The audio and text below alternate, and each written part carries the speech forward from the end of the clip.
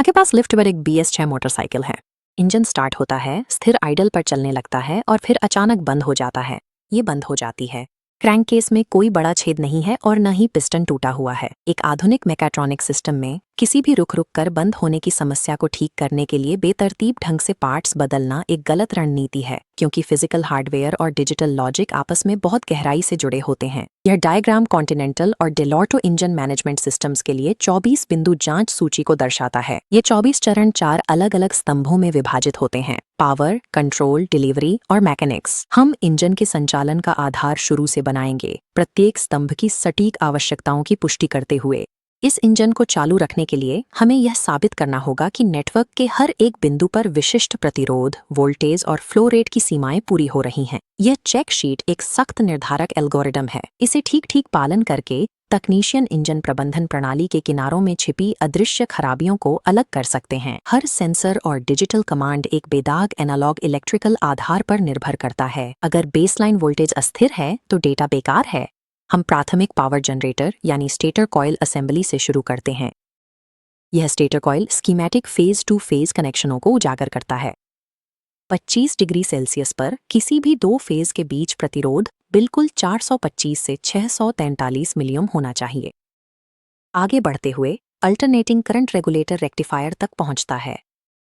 3000 RPM से ऊपर यह RR यूनिट 14.5 प्लस या -0.2 वोल्ट देना चाहिए।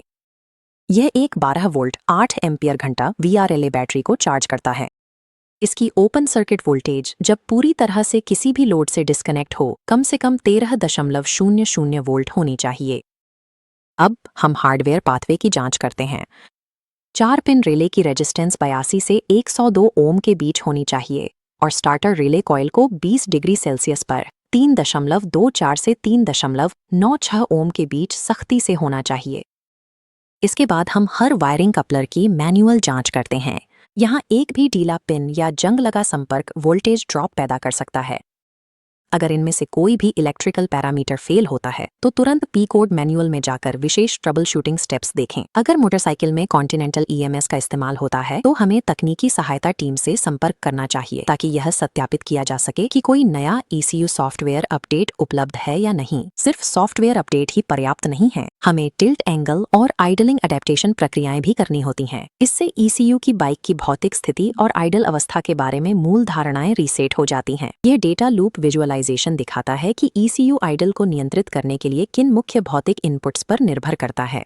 कॉन्टिनेंटल सिस्टम के लिए थ्रॉटल पोजीशन सेंसर या TPS को लॉक करना जरूरी है। बिल्कुल 0.5 वोल्ट जब बंद हो, लूप इंजन ऑन तापमान या EOT सेंसर की भी निगरानी करता है। इंजन के गर्म होने से पहले कमरे के सामान्य तापमान पर इस सेंसर को 5.5 से 12.5 किलो ओम के बीच प्रतिरोध लौटाना चाहिए। तेजी से होने वाली अस्थायी गिरावटों को पकड़ने के लिए, जो हार्ड DTC को ट्रिगर करने के लिए बहुत तेज होती हैं, हम लाइव डेटा रिकॉर्डिंग चलाते हैं। ये इंजन के चलते समय सेंसर इनपुट्स को रियल टाइम में प्लॉट करता है।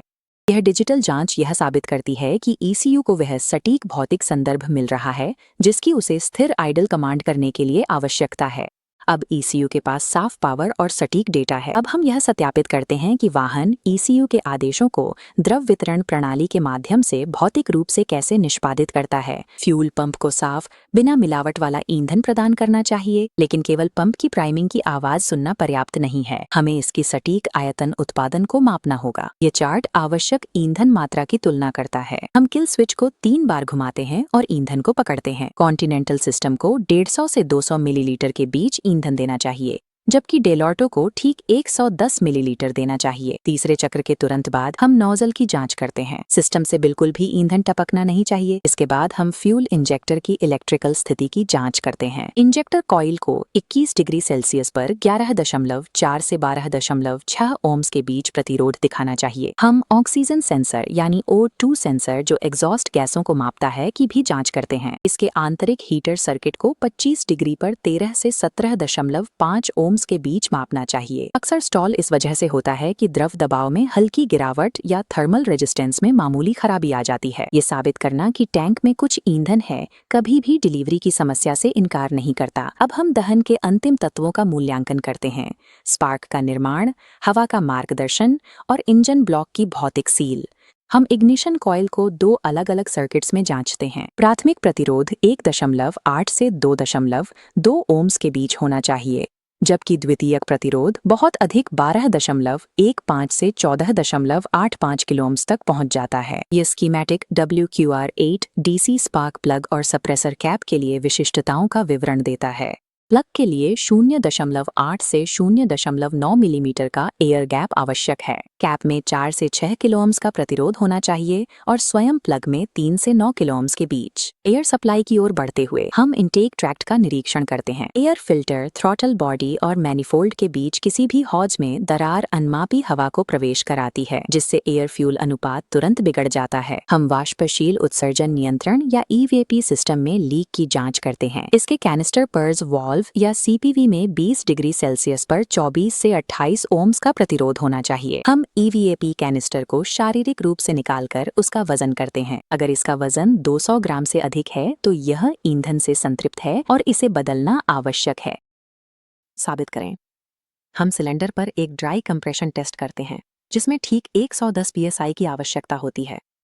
110 PSI कंप्रेशन और एक परफेक्ट वैक्यूम सील के बिना परफेक्ट इलेक्ट्रिकल डेटा और सटीक फ्यूल डिलीवरी दहन को बनाए नहीं रख सकते। अनुमान लगाने की जगह ठोस डेटा का उपयोग करते हैं। स्टेटर फेज में 425 मिलिओम्स प्रतिरोध से लेकर सिलेंडर में 110 पाउंड प्रति वर्ग इंच भौतिक दबाव तक। यह फर्स्ट प्रिंसिपल्स दृष्टिकोण साबित करता है कि सेंसर या रिले को बिना सोचे समझे बदलना अब एक अप्रचलित डायग्नोस्टिक विधि है। सिर्फ एक नया पार्ट पूरे सिस्टम की टॉलरेंस फेल्योर को ठीक नहीं कर सकता।